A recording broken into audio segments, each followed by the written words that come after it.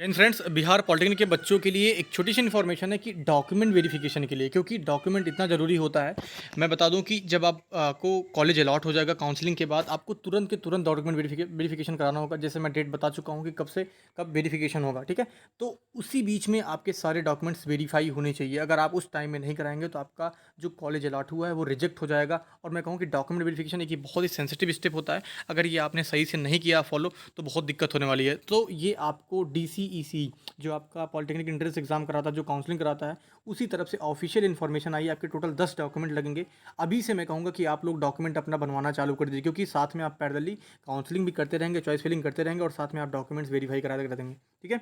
तो एक एक करके मैं डॉक्यूमेंट्स बताते जाऊँगा। उसके लिए क्या क्या रिक्वायरमेंट्स है आपको नोट करते चलना मेरे साथ, ठीक है। बिल्कुल नोट करते, क्योंकि सारी चीज़ें क्लियर होनी चाहिए। एक एक डॉक्यूमेंट्स आपका वहाँ पे सब सबमिट होगा, क्योंकि मैंने बहुत सारे बच्चों का यूपी पॉलिटेक्निक में काउंसलिंग कराया है। बहुत सारे बच्चों का फॉर्म रिजेक्ट हुआ है। अगर आप लोग चाहते हैं कि मेरा फॉर्म रिजेक्ट ना हो कॉलेज मिलने के बाद भी, तो आपको सारे डॉक्यूमेंट्स बनवा लेने हैं। मैं किसी चीज़ पे बार बार प्रेशराइज करके बोल रहा हूँ, इसका मतलब उसका महत्वपूर्ण बहुत है, महत्व बहुत है उसका। तो पहले डॉक्यूमेंट की बात करते हैं कि मैट्रिक या समकक्ष परीक्षा का, मतलब आप टेंथ की बात करें, टेंथ में आपका मूल प्रवेश पत्र, जो आपका टेंथ में एडमिट कार्ड था वो, टेंथ का जो आपका मार्कशीट था उसका आपको फोटो कॉपी, और मूल औपबंधिक प्रमाण पत्र जो आपका सर्टिफिकेट होता है जिसमें आपका डेट ऑफ बर्थ होगा वो होना चाहिए। सर्टिफिकेट हो गया आपका, मतलब जिसको हम लोग औपबंधिक प्रमाण पत्र कहते हैं। और आपकी मार्कशीट और आपका एडमिट कार्ड क्लास टेंथ का होना चाहिए, कक्षा 10 का, चाहे वो CBSE बोर्ड का हो या बिहार बोर्ड का हो। अब दूसरे डॉक्यूमेंट की बात करते हैं, डिप्लोमा सर्टिफिकेट प्रवेश परीक्षा, DCECI, मतलब जो आपकी DCECI परीक्षा जो आपने एंट्रेंस एग्जाम दिया है पॉलिटेक्निक का, उसका एडमिट कार्ड और उसमें लगाए गए फोटोग्राफ की 6 अतिरिक्त प्रतियां।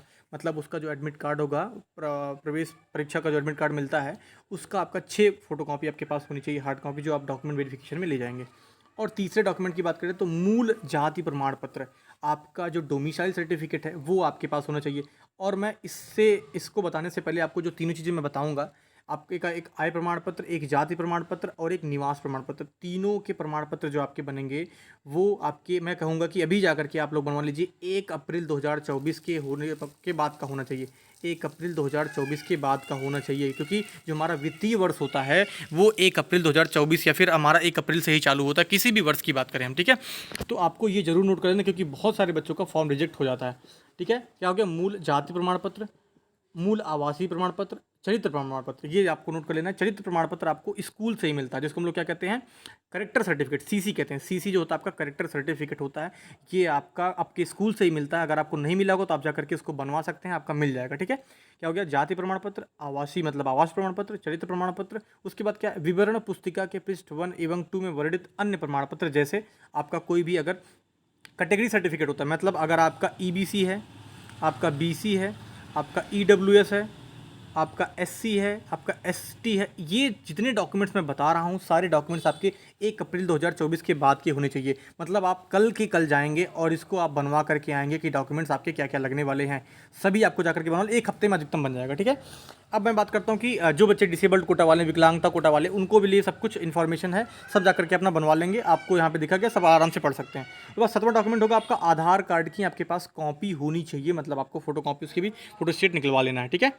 अब मैं बात करता हूँ कि DCEC पॉलिटेक्निक इंजीनियरिंग जो 2024 के लिए ऑनलाइन किए गए एप्लीकेशन फॉर्म, जो अभी आप रजिस्ट्रेशन करेंगे काउंसलिंग के लिए, उसका एप्लीकेशन फॉर्म पार्ट A एवं पार्ट B की हार्ड कॉपी होनी चाहिए। जब आपने ऑनलाइन एप्लीकेशन करा था उसकी बात मैं कर रहा हूँ, जब आपने इंट्रेंस एग्जाम के लिए जो एप्लीकेशन दिया था उसकी हार्ड कॉपी होनी चाहिए। मतलब आपको प्रिंट आउट निकलवा लेना पार्ट A और पार्ट B, और रजिस्ट्रेशन जो भी आप करेंगे काउंसलिंग के टाइम पे उसका भी हार्ड कॉपी आपको निकलवा करके रख लेना है, ठीक है। उसके बाद क्या है, उसके बाद आपका है कि रैंक कार्ड ऑफ DCEC, जो वहाँ पे आपको आपका UR रैंक है, अनरिजर्व रैंक है, और आपकी कैटेगरी रैंक दे रखी है, और गर्ल्स कोटा में आपकी वुमेंस कैटेगरी रैंक या वुमेंस रैंक दे रखी होगी, वो आपको प्रिंट आउट निकलवा लेना है, उसका आप फोटो कॉपी निकलवा लेंगे। उसके बाद क्या है, उसके बाद आपको दिया दर वेरिफिकेशन स्लिप, जांच पर्ची in 2 copies as downloaded along with biometric form, जो आप लोग काउंसलिंग के बाद जो आपको मिलेगा, अलॉटमेंट लेटर जो मिलेगा, जिसको हम लोग कहते हैं वेरिफिकेशन स्लिप, वो आपको डाउनलोड कर लेनी है, उसकी 2 कॉपी बनवा लेनी है। क्या मैं आप लोगों के लिए फिर से इसको पढ़ दूं? अगर नहीं भी आपको पढ़ने की जरूरत नहीं, क्योंकि यहाँ पे सारी चीज़ें आपको लिखी गई हैं। मैं एक बार फिर से आपको दिखा दे रहा हूँ।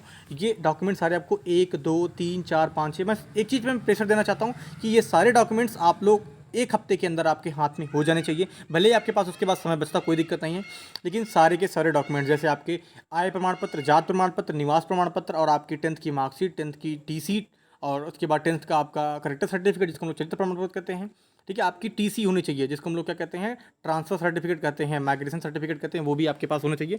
शायद मैं बताने के लिए भूल गया था, टीसी ज़रूर होनी चाहिए।